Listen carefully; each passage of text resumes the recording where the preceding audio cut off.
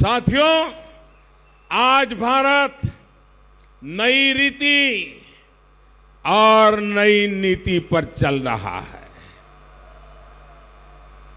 उरी हमले के बाद भारत ने सर्जिकल स्ट्राइक करके आतंक के आकाओं को पहली बार उस भाषा में समझाया जो भाषा वो समझते हैं। आप मुझे बताइए, मैंने सही किया कि नहीं किया? ये काम मुझे करना चाहिए कि नहीं करना चाहिए? क्या सरकारें सोती रहे वो आपको मंजूर है? चौकीदार सो जाए आपको मंजूर होगा? आपको जागने वाला चौकीदार चाहिए कि नहीं चाहिए? देश को जिताने वाला चौकीदार चाहिए कि नहीं चाहिए? भाइयों बहनों, उरी के बाद सबूत मांग रहे थे, सबूत।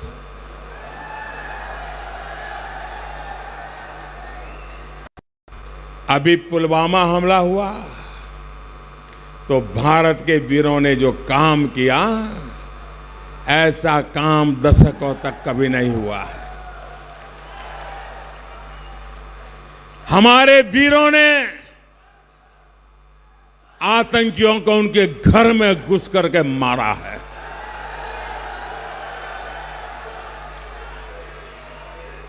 आतंकियों को, उनके सरपरस्तों को भारत से इस तरह के जवाब की उम्मीद नहीं थी।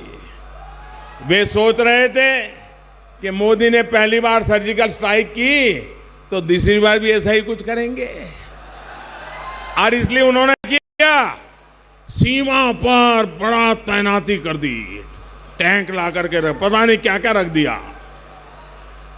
उन्होंने यहां सारी सजावट कर दी, हम ऊपर से चले गए।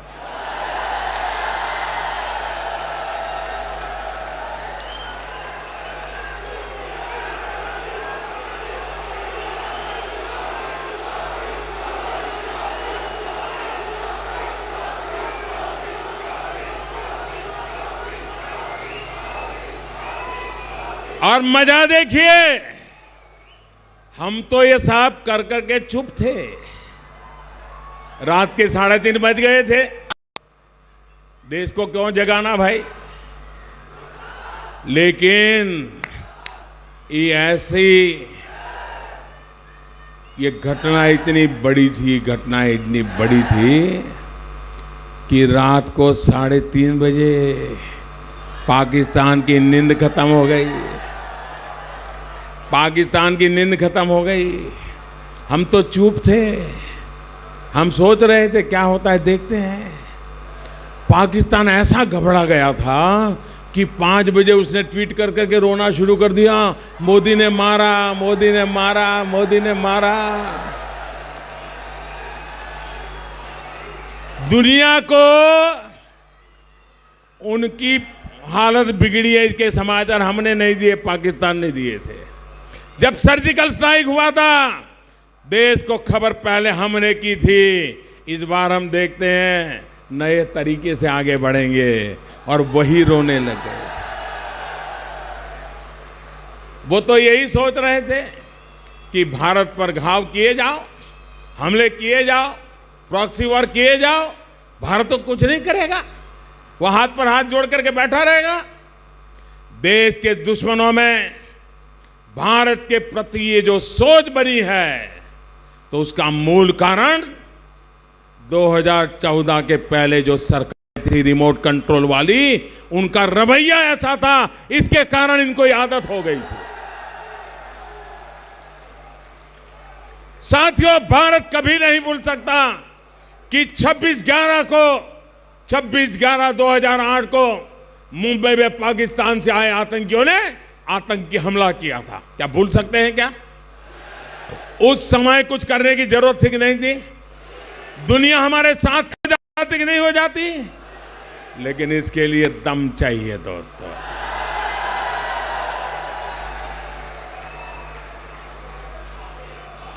सारे सबूत पाकिस्तान में बैठे आतंकियों के प्रूफ मिल रहे थे। सारे प्रूफ उनको गुनहगार सिद्ध कर रहे थे। लेकिन भारत ने क्या किया? पाकिस्तान को कैसे जवाब दिया? खबरें तो ये भी है, उस समय भी हमारी सेना, हमारी वायुसेना, हमारी नौसेना बदला लेने के तैयार थी। सेना का खून गर्म हो रहा था, दिल्ली ठंडे बिस्तर में पड़ा था। लेकिन हमारे सुरक्षा बलों को इजाजत नहीं दी गई। उनके हाथ पैर बांध कर रखा गया। क्या हाथ पैर बांध करके आतंक का मुकाबला हो सकता है क्या? सेना के जवानों के बेड़ियां पहन करके हम कहोगे मारो, ये चल सकता है क्या? क्या ऐसे देश की सुरक्षा होती है क्या? क्या देश के दुश्मन के साथ ऐसी नरमी बरत दिखनी चाहिए क्या?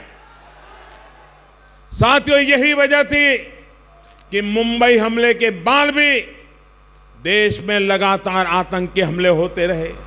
याद करिए, साल 2010 में पुणे में एक बेकरी में बम धमाका हुआ। उसी साल वाराणसी में दशाश्वमेध में एक घाट पर बम धमाका हुआ। याद करिए, साल 2011 में मुंबई में फिर आतंकी हमला हुआ। ओपेरा हाउस, जावेरी बाजार, दादर में बम फटे। फिर उसी साल 2011 में दिल्ली हाईकोर्ट के सामने भी बम फटा। इसी तरह साल 2013 में हैदराबाद के भीड़ भाड़ बाजार में बम धमाका हुआ।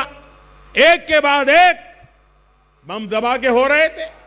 सैकड़ों बेकसूर लोग मारे जा रहे थे, सैकड़ों घायल हो रहे थे। इन हमलों के तार भी हर बार सीमा पार जुड़े हुए थे। लेकिन पहले की सरकार ने क्या किया? उन लोगों ने अपनी नीति नहीं बदली, सिर्फ गृह मंत्री बदले। अब नीति बदलनी चाहिए कि गृह मंत्री बदलना चाहिए? साथियों, अगर पहले की सरकार में दमखम दिखाया होता तो आतंकियों को उसी भाषा में जवाब दिया होता जो भाषा वो समझते हैं। तो आज आतंक इतना बड़ा जो नासूर बन गया है वो नहीं बन पाता। सितंबर 2016 में सर्जिकल स्ट्राइक और इस साल फरवरी में एयर स्ट्राइक के बाद आतंक के आंकड़ों को समझ आ गया है कि ये पुराने वाला भारत नहीं है।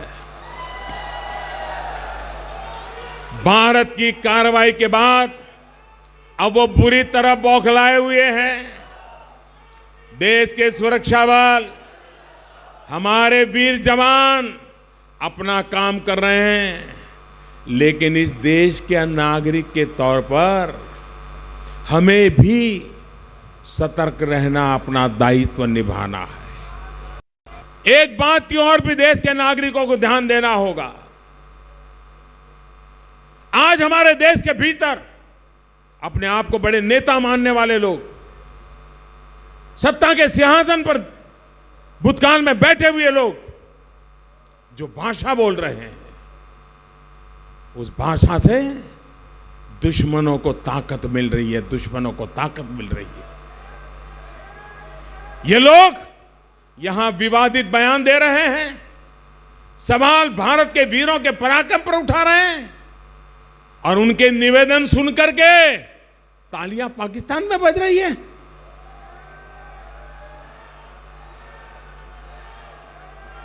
ऐसे लोगों को देश की जनता ने सही रास्ते पर लाना चाहिए कि नहीं लाना चाहिए? ये सही रास्ते पर लाने का काम आप करोगे कि नहीं करोगे? भाइयों और बहनों, ये कैसे लोग हैं? पाकिस्तान, आप देखिए, इनको पहचानिए। ये टुकड़े टुकड़े गैंग कैसी है, इनको पहचानिए। पाकिस्तान ने खुद ने कहा, सबसे पहले ट्वीट पाकिस्तान ने किया कि हिंदुस्तान की सेना ने हमारे गजुर में घुस करके मारा है। उन्होंने कहा, हमारे देश में ऐसे सरफरे लोग हैं, उन्होंने 7-8 बजते बजते क्या चालू किया पता नहीं। ये बालाकोट कहां है?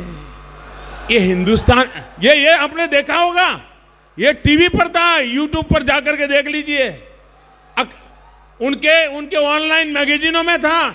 अभी तो 3-4 घंटे हुए थे, शुरू हो गए। ये पाकिस्तान कह रहा है मारा, पाकिस्तान बोल रहा है हमें मारा, मोदी आकर के मार के चला गया, वो बोल रहा है। और यहां लोगों की नींद हराम हो गई। वो क्या कर रहे थे?